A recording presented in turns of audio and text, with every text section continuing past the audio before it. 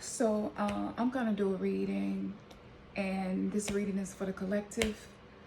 Um, Take a few deep breaths. If you're new, I'm Captain the Untamed Oracle. If you know me, then you know me. I am going to pull some cards. I'm going to read them, and I'm also going to allow myself to channel any messages that may be being interfered with to come through for you all.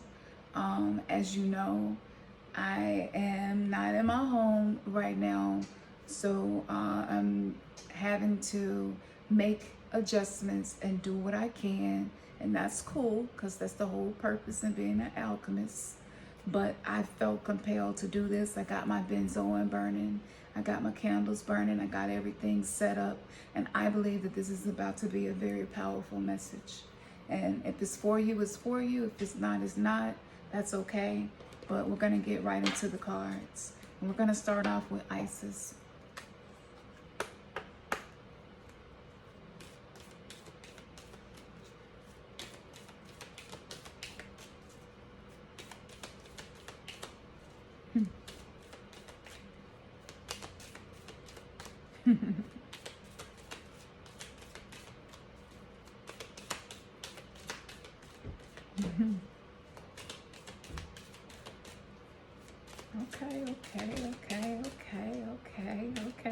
Okay. Ooh, ego neutrality is in the air. You haven't been working on separating what's ego and what's not. This is going to definitely compel you to do so. If you've already been working on that, even better. Even better, because you're going to get some experiences that's going to help you. But just know that it's in the air. Spiritually, the ethers are detoxing the ego. And this is happening on a collective level. Yeah, we're shifting. The poles are reversing. If you are someone who knows how to take better care of other people than yourself, taking care of yourself right now is the master class for you.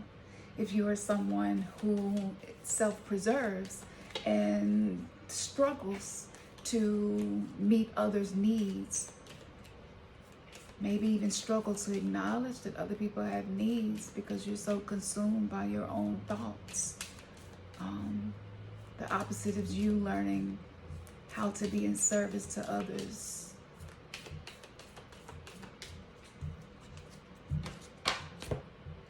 The Talisman of Potency is the first card that came up. And this is, I want you to, talismans are highly protective. It is a sacred object or tool. It could be something you created, something you bought, but it is meant to be of protection. Much like my Eye of Horus ring, this would be a talisman.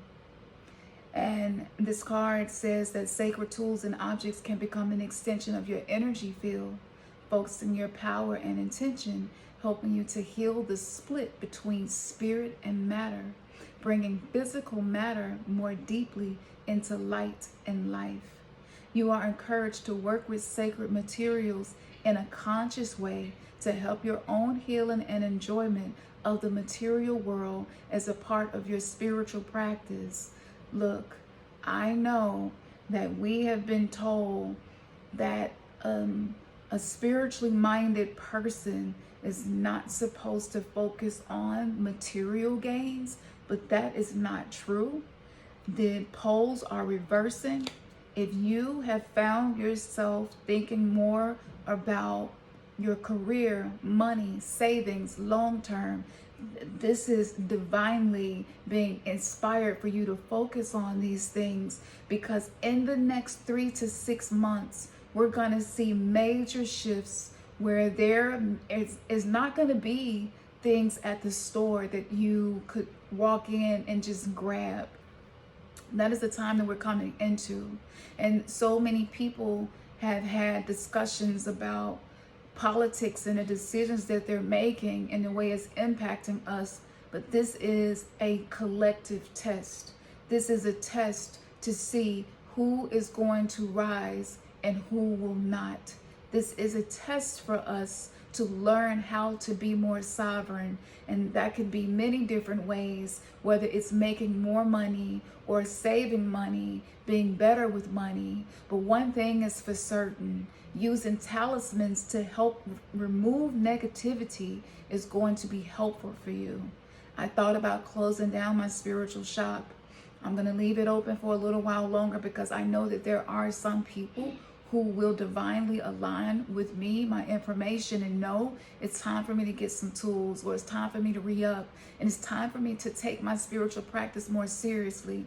The reason a lot of us who may struggle with money is due to poverty contracts. I did an entire workshop about that. Anything that you purchase from the website, you're gonna get that workshop for free, okay? And this information is not stuff that you can just easily look up and find.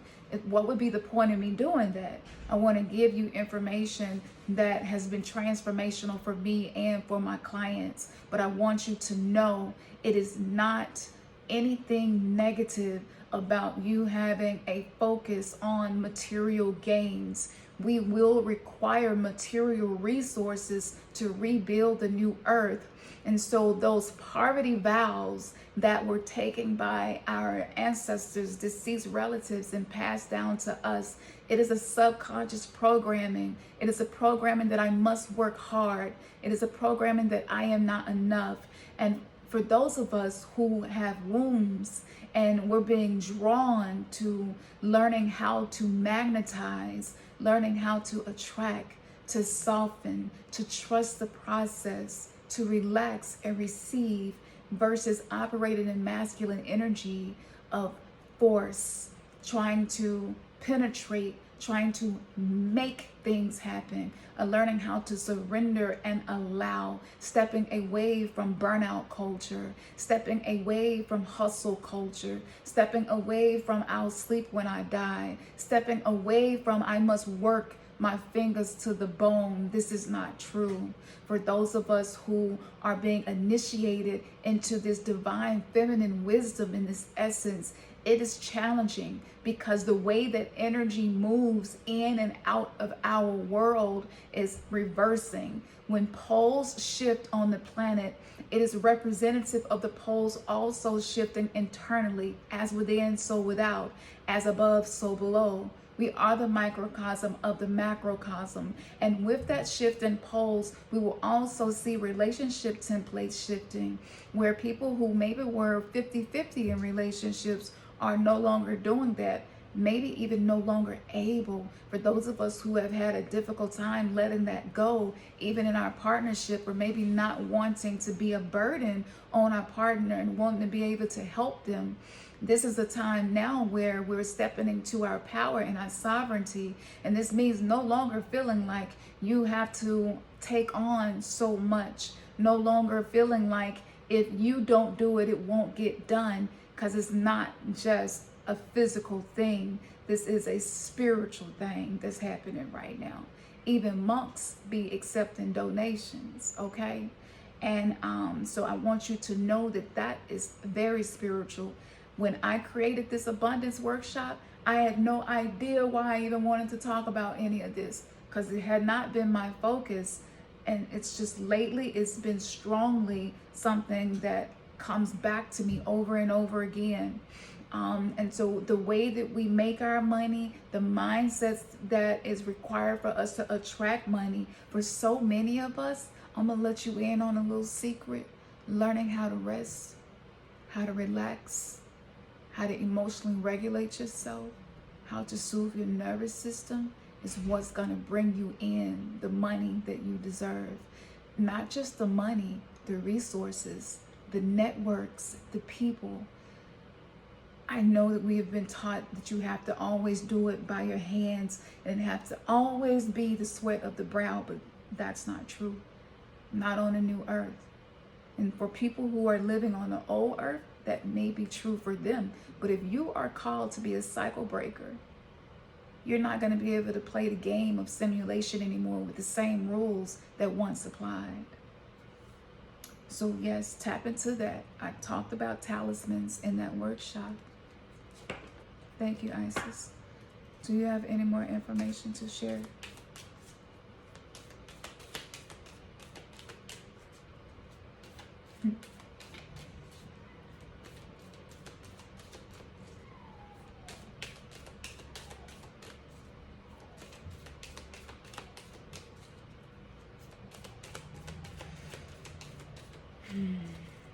Spirit said, breathe. Make sure that you're breathing. Make sure that you're breathing. Make sure that you're breathing slowly with intention and gratitude. Because that is ultimately divine currency. If you have breath, you're wealthy. It's requiring us to have a mindset to do things in the opposite order. Instead of waiting for something to come to you, being prepared for when it arrives, to use it in a way that is aligned with the paradigm that is shifting.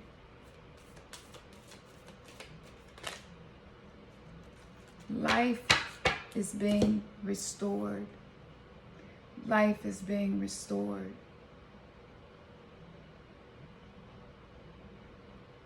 A lot of us and most people, we've been the walking dead. When you're emotionally numb, and I know y'all know what I'm talking about, things just don't feel the way they used to. You feel a lack of connection. Surface conversations are damn near painful. It's like you really don't want to have conversations with surface dwellers anymore. Once you start doing this work, you go through a cycle of rebirth. So this is a resurrection that's occurring right now. I did the breakdown about the Super Bowl. Pepsi upside down is dead. Okay? And I went deep into the metaphysics of that on my Patreon.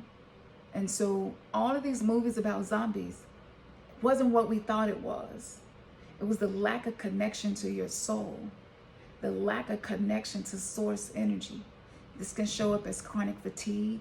This can show up as confusion, not having clarity. This can show up as feeling misaligned, feeling like you're living someone else's life, feeling like you're supposed to be somewhere other than where you are. When you unplug from the 3D matrix, you start to come back to life. But it's not always comfortable. It's difficult because the things that once nourished us no longer nourish us. It says spiritual resurrection is gifted to you now. Whatever part of you or your life that you thought to be dead is being revived and will flourish back into life. Just as the phoenix rises from the fire, transitioning from death into life, so too will you rise again, healed and renewed. Look, y'all, right here, right here. This is the scarab, but this scarab has wings, okay? Rebirth and resurrection, you're gonna go through birth pains. You're gonna go through labor. You're going to have a waiting period. You're going to have a period where you're going to have to protect the work that you have been doing on yourself. You're going to have to protect the new beliefs that you have that may be very different from everybody else around you. You're going to have to protect your value. You're going to have to protect your energy. Be more mindful of who you share energy with and why. What you allow yourself to receive. This is why in ancient Kemet, there's so much information in the Book of the Dead, because there was an understanding that when you fall into this 3D form, it's like death. And for those of us who walk on eggshells, we're afraid to trigger people. We're afraid to cause conflict. We don't want to feel unsafe. And so we repress, we stuff down, we suppress, we don't work through things. We attract people who feel safe with someone who does that only because they don't know how to feel safe within themselves. And it's just a repetition. It's a trauma reenactment that's disguised as a relationship. And so many of us are having this happen, but we're coming back online. Make sure that you are using the PRP, the positive reframe practice. Because the mindset, the thoughts that you have on repeat create your beliefs. And your beliefs create your frequency, and your frequency creates your reality. And it is a period of time that you must be patient until whatever it is that you have been changing and cultivating brings forth its fruit. So keep going. Do not stop. Do not give up. Okay? Don't give up. If you was thinking about it, no. Just push through a little more. Push through a little more. You're so close. You're so close. The farther away that I feel from what it is my heart desire usually represents how close I really am. The closer you are, the farther away it's going to feel. I mean, this is the 3D matrix. It's a simulation. That's what it do. It had you upside down, inside out. The 3D matrix be turning us. And remember, I said the poles reversing. Okay? Poles are reversing. Are you reversing?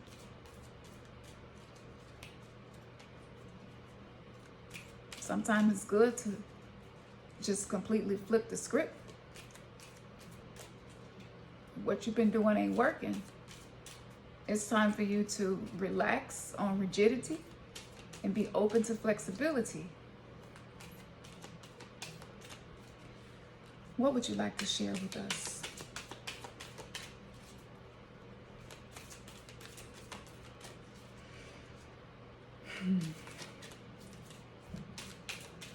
I feel like you want to jump out.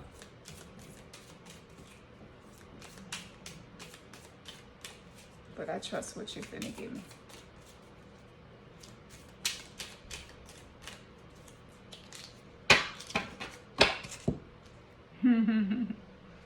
So I pulled the 10 of Cups. And this is, to me, the 10 of Cups is like something coming to a completion of where you actually belong. So many of us, our personal truths was suppressed. We became emotional contortionists, and we would bend this way and that way to try to fit into whatever circumstance based on childhood where you had to be someone else. You had to learn how to code switch to be able to navigate the world. That's a strength when it's used appropriately. But when it becomes a subconscious way that you function and you're unaware that you're functioning this way, it's going to drain your joy. It's going to drain your happiness. And so this is letting me know that we're creating success. We're creating a brighter future. That's why the world seems so dark right now. Look, if you got defense mechanisms, and I have a whole breakdown in Turn Pain into Purpose course for you to figure out what your defensive mechanisms are subconsciously, the 3D matrix got defense mechanisms too. The social constructs, the ideologies, they have defensive mechanisms as well. It doesn't just show up in people. It shows up in energy. It shows up in realms of consciousness. And so a lot of us, we don't feel happy. We don't feel joy. We don't feel love because we're in that liminal in-between space of becoming a new human being, becoming something so different from what we've ever been, but we're riding the waves. And one day you feeling like you're our divine self, and the next day you feeling like your shadow self. One day you feeling like you on top of the world, the next day you feel like F the world. One day you feel like everything is working out for you, and you say that shit and you really mean that. And then the next day something happens and you like, when it rains it pours. And it's almost like, am I bipolar? Like, what is up? Why am I can't hold a steady vibration. It's a challenge, but it can be done. It can be done, because the Ten of Cups also represents a yes. So yes, it can be done. All right. And a lot of the work that we've been doing up to this point was to help us see the mind of a child, because a lot of us are dealing with immaturity, emotionally immature. It's just one of the things that we signed up for in our soul contract to experience, to help our soul evolve. And so with that, when you have trauma that you have not processed, there's a tendency for you to see everything in black and white. Stuff is either good or bad.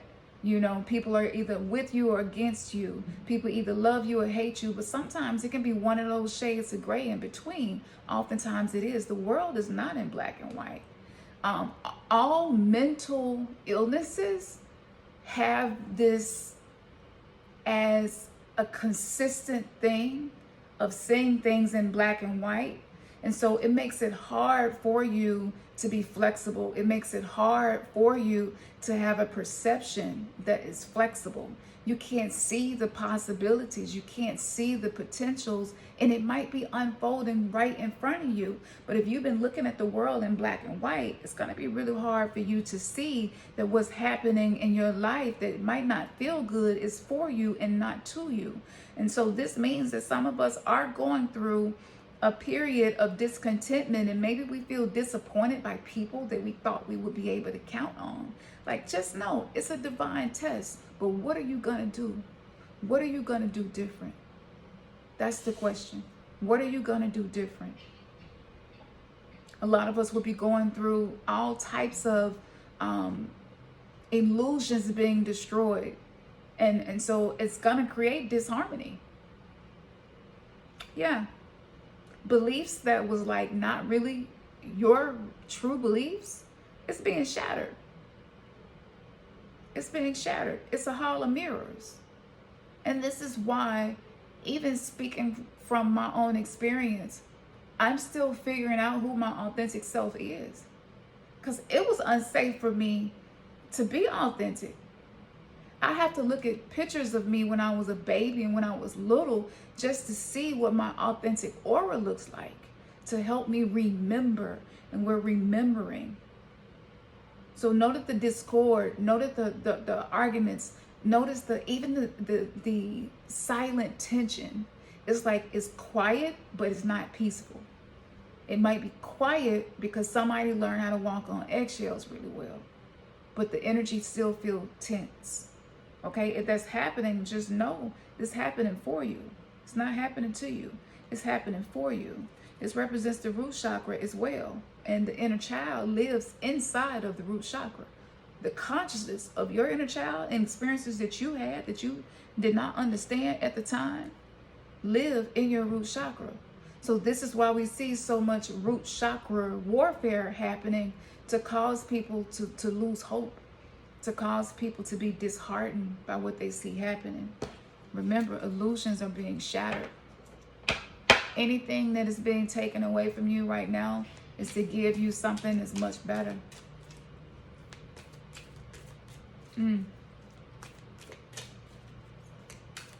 What else do you have for us?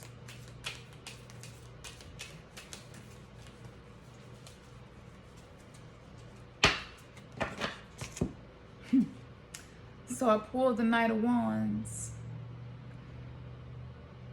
I feel like for so long we have been armored like knights, and we have struggled with insecurities, and now those insecurities keep us armored. We think that we have boundaries, but really it's armor, which means what you are meant to receive cannot get in. When you have boundaries, you know how to let in what is aligned with you. When you don't have proper boundaries, and when you are armored, you are guarded, you are living in black and white, which is fight or flight. When you live in that space for too long, it drains your life force energy. Remember, I pulled this card. It drains your life force energy. And this can almost feel as if you lack motivation for life anymore. But if you just would Shift your perspective to see challenges as a classroom, and that challenge has particular simulations to help you to overcome what you are going through. And in order for us to be able to overcome these insecurities, we're gonna have to stop looking for something outside of us or someone to help us feel better about ourselves.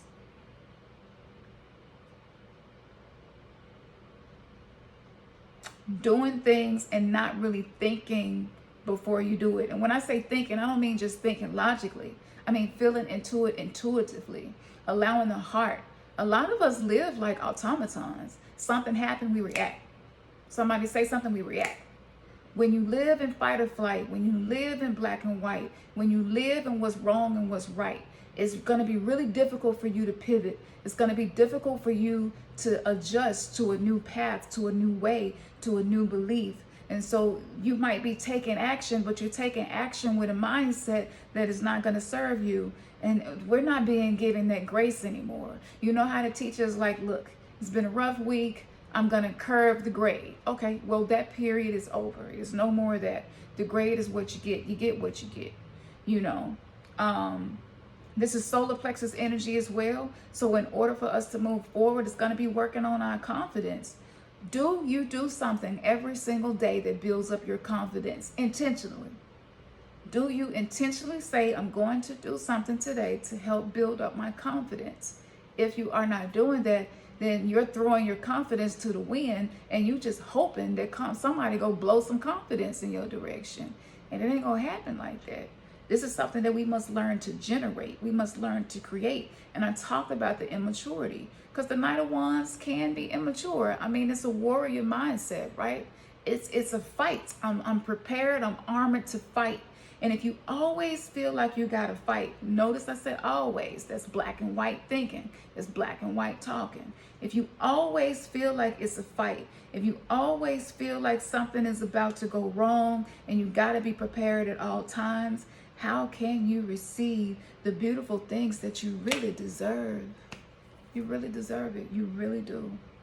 You really, really do. Thank you. Now I'm going to go to my Kali Oracle deck and see what she would like to share with us.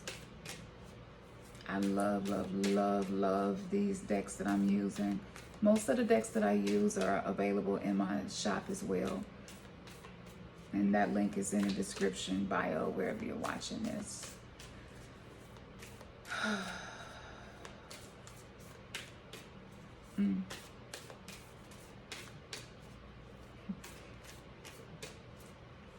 My spirit guides is, you know, some of my spirit guides who speak to me are more like parents to me, helping me to reparent myself as I go through the spiritual awakening. And reparenting is a concept that is mostly founded in psychology, but it has a spiritual dynamic to it, which is one of the most important dynamics. I mean, if you're not working on the spiritual part, like, what are you even doing? If you're just dealing with the veneer, which is life situations, and you're not working on your frequency, your vibration, your subconscious mind, healing some wounds that you might still have from childhood. Like, if you're not doing it that way, you're doing it backwards. You got the cart in front of the horse, and you wonder why you ain't getting nowhere. Trust me, I know. I've been there, and I still have days where I feel so stuck. I feel so lost. And I'm just not sure of anything, and I don't want to make a wrong move, and I end up with analysis paralysis. It's okay. This is part of the journey. We're not going to be perfect. We're not going to get it right immediately. You know, and like I said, the ego is being dismantled so that it can have wings like the scarab, to have new life, to have wings. The ego is not the enemy. The ego is also capable of evolving. You got to watch out for that spiritual ego. The spiritual ego will like flock to information, and it'll be really revolutionary, new, free thinking, types of thoughts and stuff. Like the spiritual ego love that. But is it doing anything for you in your life? Or is it just feeding your mind? And the mind has been hyper inflated. The mind is meant to be the slave. The heart is meant to be the master.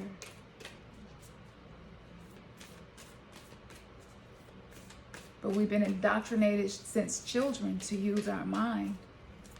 And so a lot of us are stuck inside of our head, which leaves our body and our auric field open to all types of holes, punctures, and energy attachments and vows and things that don't even belong to us, thoughts that ain't even ours. This is the time now to start deciphering what's mine and what's not.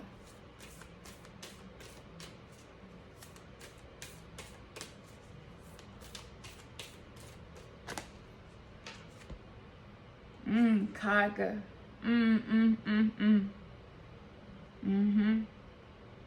Khadga, if you notice, she has a sickle. And you see the skulls, and this represents the mind, the head being in control, the severing of the head, the severing of the things that have taken control over us. This is divine detachment. It's so necessary for us to sever ourselves from the false identity that we took on, because you are not your thoughts, right? You are not your thoughts. And who you are is deep within the core essence of the expression of your soul. But we live in a world where that's not really supported. It's still being suppressed, especially for us women. We're really feeling the weight of the patriarchy right now. Some men too, but especially for us women. And we're multiple generations down. Detachment is medicine for us. If you have been codependent, it's hard for you to not take on other people's pain, if it's difficult for you to not fix everybody, fix everything, to feel responsible. As someone who was a parentified child, I learned to be responsible early on, and so it's so difficult for me to sometimes take my hands out of stuff and allow people to go through their own process without feeling like I have to fix it. Khadga does not play no games when it comes to that. She will teach you the art of detachment, and I'm telling you, you will find yourself thinking thoughts you ain't never thought before, and might even be called a narcissist by somebody. You might even get called selfish by somebody once you start practicing detachment. But it's divine detachment. It's not the same thing as avoidance. Avoidance is unconscious. It's motivated by fear. It's motivated by the wounds that are not healed. Divine detachment is intentional. It's conscious. I know that this is not beneficial for me, and it's time for me to let it go. Now, Khadga, she wields the holy sword of divine severance, empowering the soul in radical letting go. She instills the courage to bear the pain of loss and the wisdom to realize the secret blessing that can only arise when we embrace change. Where our strength of will may falter, she intervenes to ensure we do not sabotage our ultimate fulfillment and spiritual progress.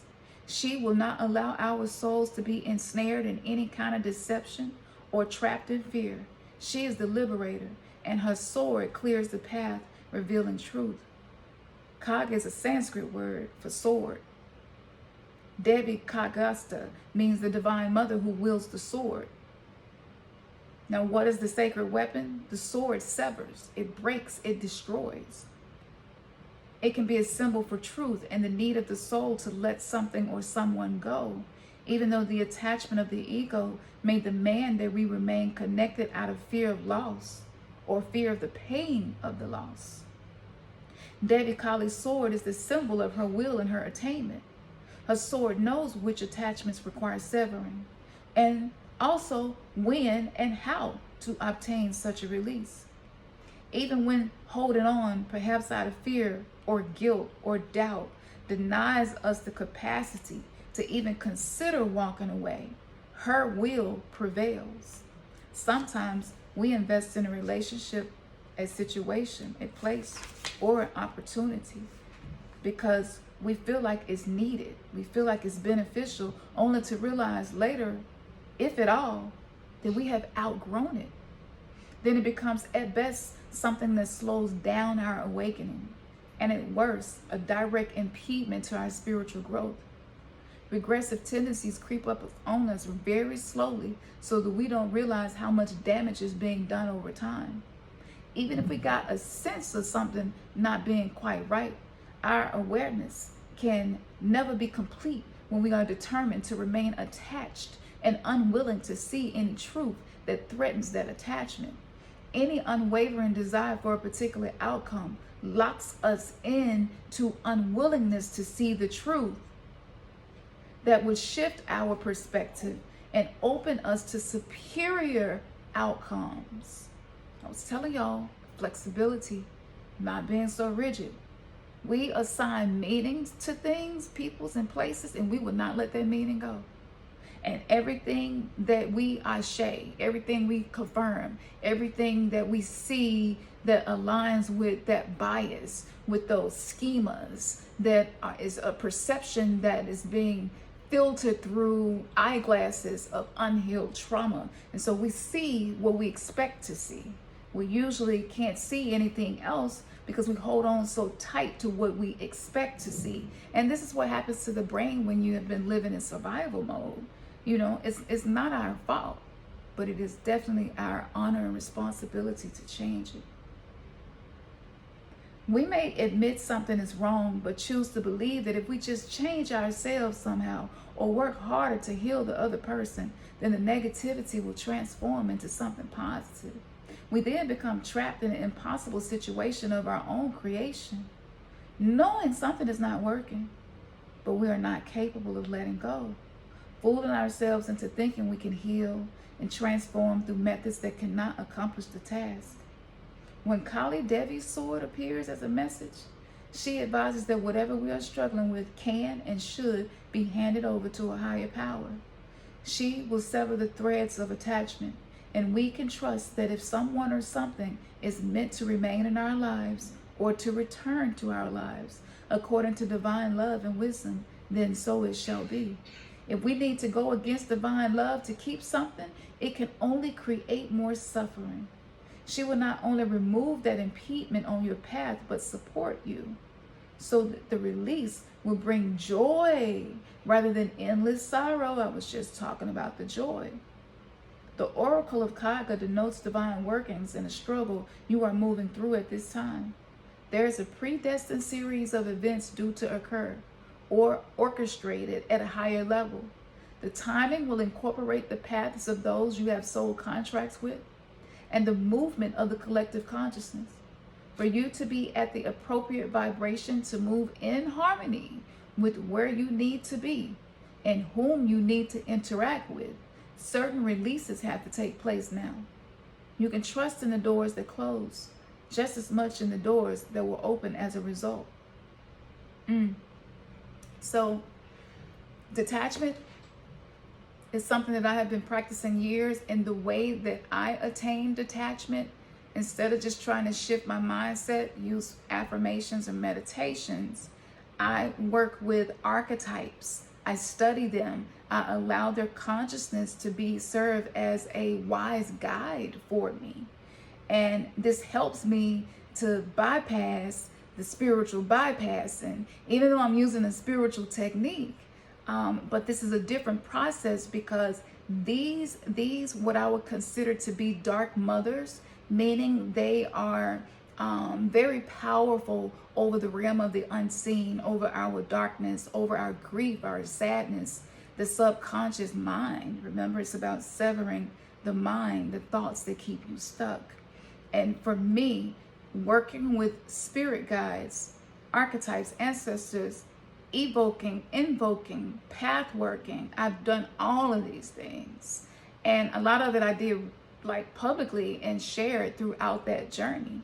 And so because I've experienced both sides of ways to reach enlightenment, I have through trial and error, found like what really does cut deep enough. So this is an invocation, which is basically a prayer to call this consciousness and this energy to assist you. Beloved Divine Mother Kali, Devi Khadgasta, you wield the divine sword of protection that severs attachments and allows for spiritual progress and freedom for the heart to find and express divine fulfillment. May the process of letting go bring me peace and receptivity to great blessings through you, through your generosity. May this be restored upon me for the spiritual benefit of all beings. Jama Kali. Some powerful words. So this is a moment where you could listen to this and just lay down and relax. You know, Savasana is like basically laying down with your palms. Make sure your palms are up so that you are being receptive. You're in receiving mode. It's also called the corpse pose. Just listen to this and just lay there and allow yourself to be washed all over from your crown to your feet, to be washed with this frequency. And if you can do this in a room that's dark or slightly dark, maybe even with candlelight, even better. And just rest and allow yourself to receive what maybe has been blocked because you have been in survival mode and you have been guarded, and guidance has not been able to get to you. It's not always that you're not loved or cared for enough to receive guidance, but sometimes we are just not in the position to receive it.